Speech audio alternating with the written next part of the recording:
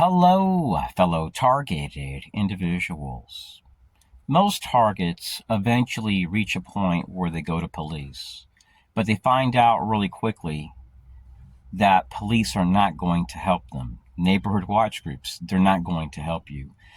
Our country's entire neighborhood watch program is under the Sheriff's Association, the National Sheriff's Association, under the National Neighborhood Watch Program, under Department of Homeland Security. And these groups can be utilized by a defense contractor, a corrupt cop, literally anybody that's tied to a veterans group can tell somebody that you're a dangerous person, you're a threat to children, you're a threat to the community. And these veteran groups are typically partners with your local police departments. They're typically comprised of good men and women.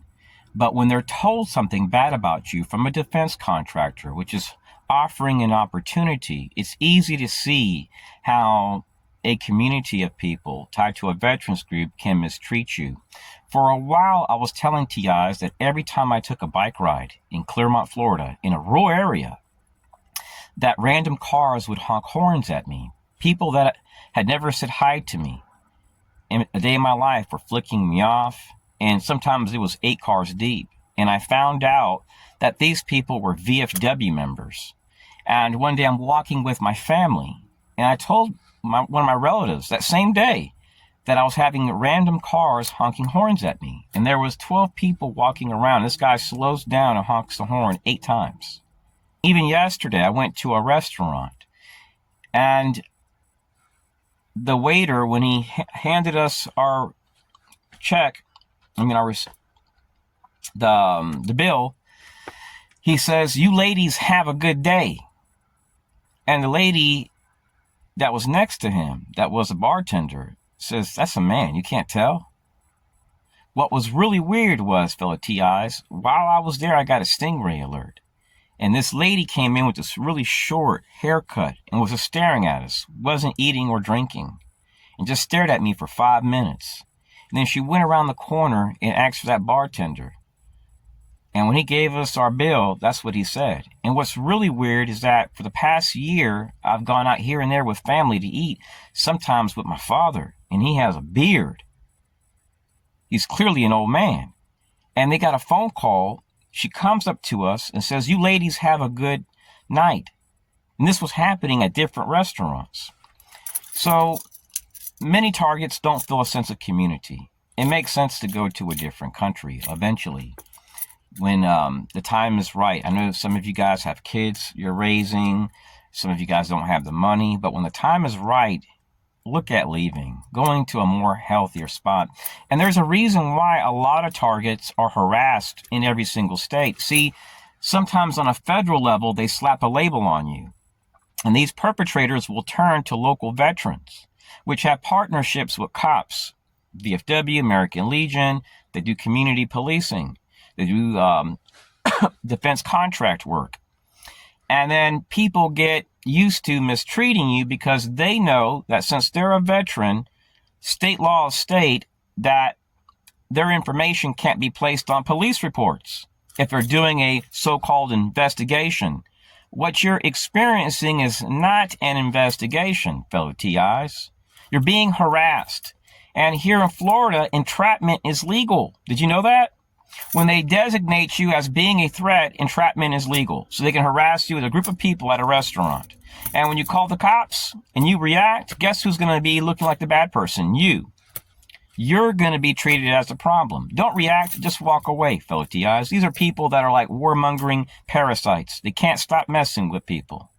And what's really interesting is that there's a video that was taken of a veteran in Mount Dora, Florida. I don't even live there. I eat out there once every 4 or 5 months.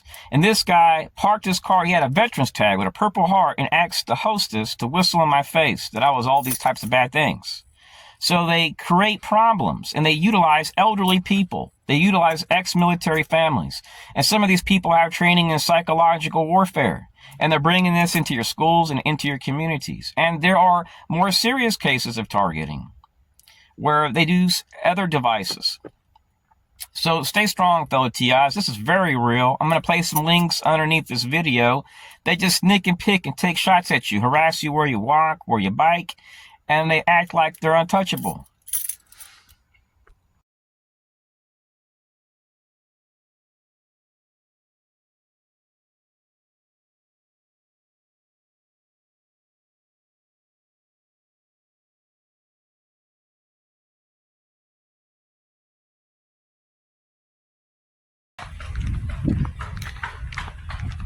Our enemies, fellow TIs, flag us in communities.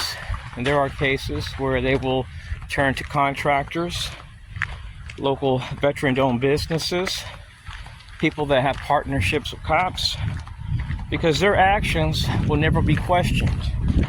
So this bandwagon effect occurs where people start creating a bias against you and developing opinions about you because of what they've been told about you.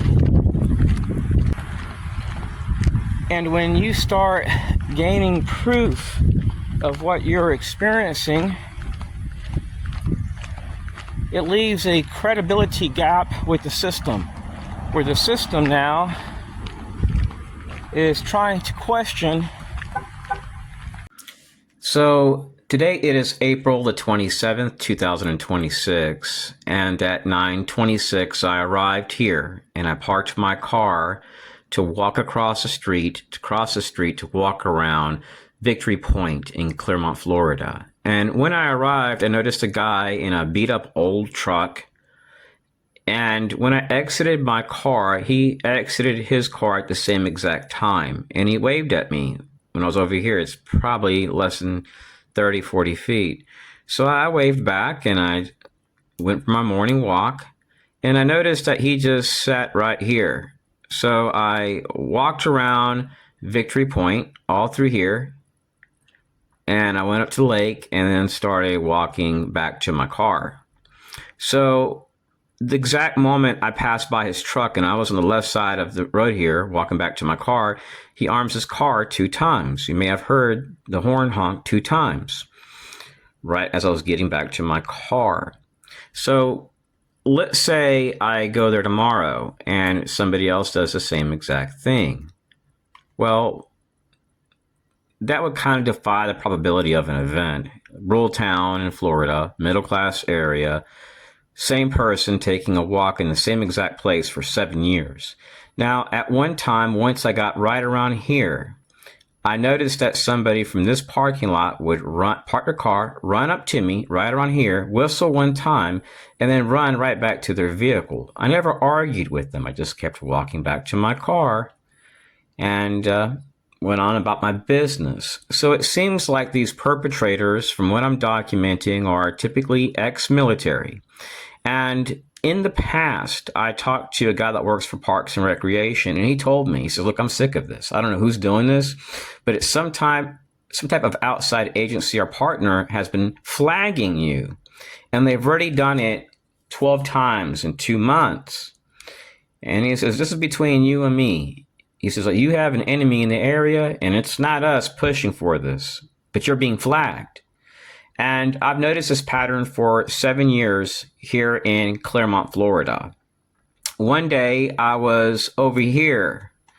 Let me see if I can find it. It's across this bridge. It's called Lake Hiawatha Preserve. It's beautiful. I love parking my car right around here at the dog park and then walking and just sitting under a tree and just having a sandwich. I like to buy subs, and I'll have a 6-inch, some bottled water. I'll stay there for 12 minutes, and then I'll walk back to my car. They would park their car, and they would just walk up to me 1 time and whistle, then go right back to their car and leave. Sometimes coming in suits or cars, which require a 6-figure income. It was pretty clandestine. So when I started getting harassed there, I started parking nearby over here at the last parking space, and then I would cross the street with my fishing rod, and they would just stand on both sides of the bridge. And then the exact moment I would get back, they'd whistle 1 time. After an hour of just staring at me, then they would leave. And they'd be wearing blue shirts. I started noticing this on a daily basis at gas stations. Somebody would just park their car, walk up to me and whistle in my face. This was every single day for years. And one thing I find very bizarre is that for the past 7 years, when I go e-biking, I've had experiences where I'm right around here e-biking out in the open wearing a green reflective vest. A veteran from this area, Courtyard Lane, an older veteran with a red truck, would ride his truck over here, get out of his vehicle and confront me, and then walk back to his vehicle and leave. It just seems very bizarre, fellow TIs. And right across the street from this area is the Small Business Opportunity Center. It's right around here. It's all these buildings right here. It's funded by DOD, but it can be utilized by any federal agency or contractor. These are small business. This is a small business incubator funded by DOD. And even more bizarre is that I was nearly killed in this area. A car got right in my car, and this guy had been pulling up to places where I was at. He would just pull up the road and honk the horn. Just strange stuff, fellow TIs.